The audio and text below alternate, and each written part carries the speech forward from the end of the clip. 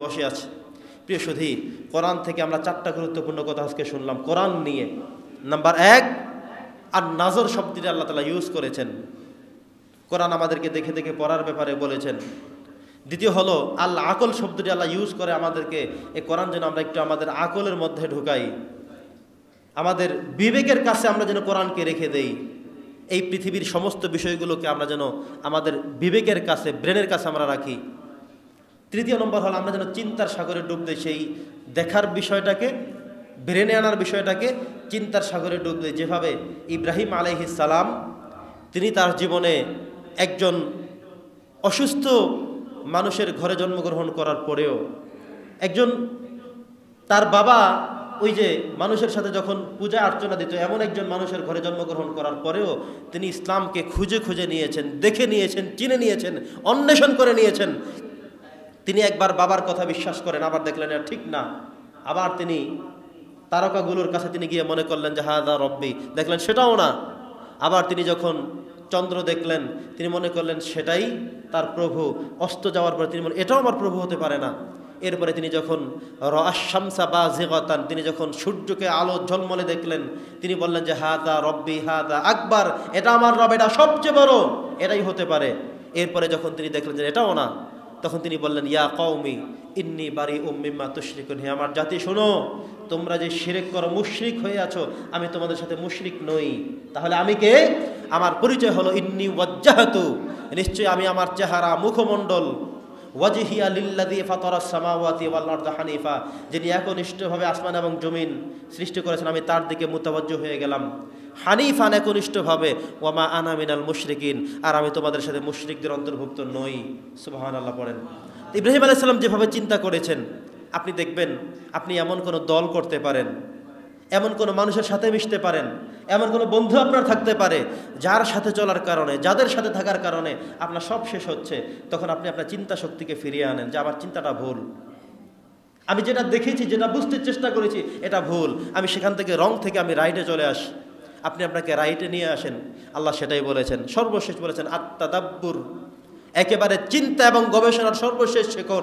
যেটা দেখলেন, যেটা বুঝলেন, যেটা চিন্তা করলেন, এরপরে সিদ্ধান্ত নেবার ক্ষেত্রে আল্লাহ বলেছেন তোমাকে আত-তাদাব্বুরের অনুসারী হতে হবে, চিন্তা শক্তির সর্বশিখরে উঠতে হবে।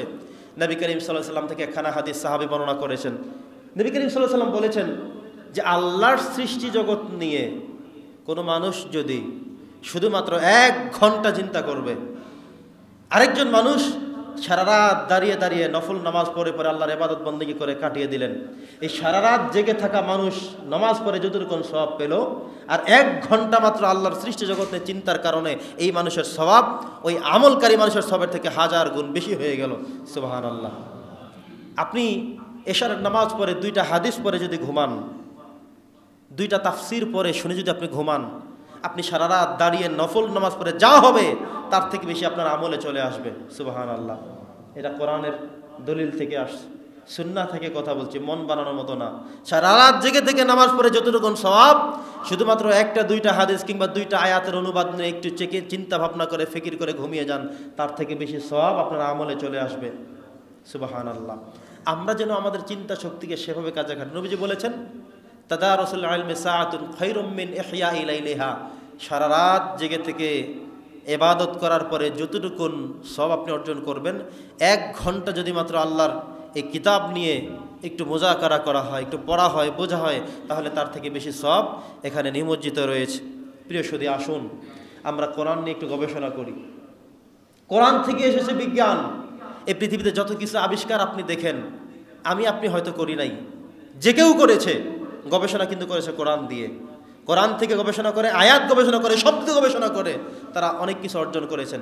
এই যে আল্লাহ তাআলা কোরআন মাজিদের মধ্যে উটের উদাহরণ দিয়েছেন, আফালা ইয়ানজুরুনা ইলাল ইবিলি কাইফা খুলিকাত, তোমরা উটের দিকে লক্ষ্য করে দেখো তাহলে অনেক কিছু বুঝবা। বিজ্ঞান আবিষ্কার করলো, কিরে এত প্রাণী, গরু রইল, ছাগল রইল, মুরগি রইল, হাঁস রইল, এত কিছু রেখে উটের কথা কেন বললেন? দেখা গেল গবেষণায় সব দিক থেকে উটের পরিধি আগানো। একটা উট জবাই করলে তার গোশতের পরিমাণ বেশি। সুবহানাল্লাহ পড়েন। একটা উট জবাই করার পর তার যে চামড়া হয়, এই চামড়া দিয়ে ব্যাগ বানানো, জুতা বানানো, সব কিছু তার থেকে আরো শক্তিশালী, শক্তিবর্ধক হয়ে থাকে। একটা উট দিয়ে আপনি যখন সফর করবেন, ভ্রমণ করবেন, এটা অন্য প্রাণী থেকে বেশি চলতে পারে। একটা উটকে মরুভূমির জাহাজ বলা হয়। এই উট যখন মরুভূমিতে চলে, প্রচণ্ড বাতাস এসে ধুলাবালি উঠতে পারে, আপনার চোখ অন্ধ হয়ে যেতে পারে, কিন্তু দেখবেন উট তো চলছে একসাথেই, এক ধারেই, এক নিয়মেই চলছে। কারণ হলো কি, তার চোখের উপরে দুইটা পর্দা। প্রথম পর্দা সে ফেলে দেয়, যেটা ফেলে দেওয়ার পরেও সে দেখতে পারে সমান তালে। এরপরের পর্দা হলো পরিপূর্ণ পর্দা, কিন্তু সেটা সে খোলা রেখেই চলছে। কিন্তু আপনি আমি মনে করি কিভাবে চললো, নাকি চোখ বন্ধ করে? না, বন্ধ করে না, সে তার মতো করে চলছে।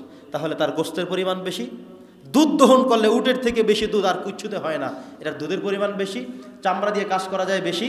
একটা উট দীর্ঘ 1 মাস না খাওয়িয়ে রাখা যায়, কারণ হলো এর পেটের থলির মধ্যে 200 লিটার পানি, 5 মণ পানি একসাথে রাখতে পারে আমার একটা থলি তার মধ্যে রয়েছে, আল্লাহ তাআলা করে দিয়েছেন।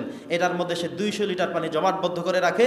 দীর্ঘ 1 মাস দূর দেশে সফর করলেও আল্লাহ রাসূলের প্রমাণ এমনও হয়েছে, দীর্ঘ 15 দিন 20 দিন 1 মাস সফর করেছেন, উট কিছুই খায়নি, কিন্তু করতে পেরেছে, আল্লাহ তাআলা করে দিয়েছেন। আল্লাহ বলছেন উটের দিকে তাকাও, এই সে তার সময় মতো এই পেটের মধ্য থেকে পানিটা সে আহরণ করে, জমা রেখে দিয়েছে, এখন সেখান থেকে সে আহরণ করে।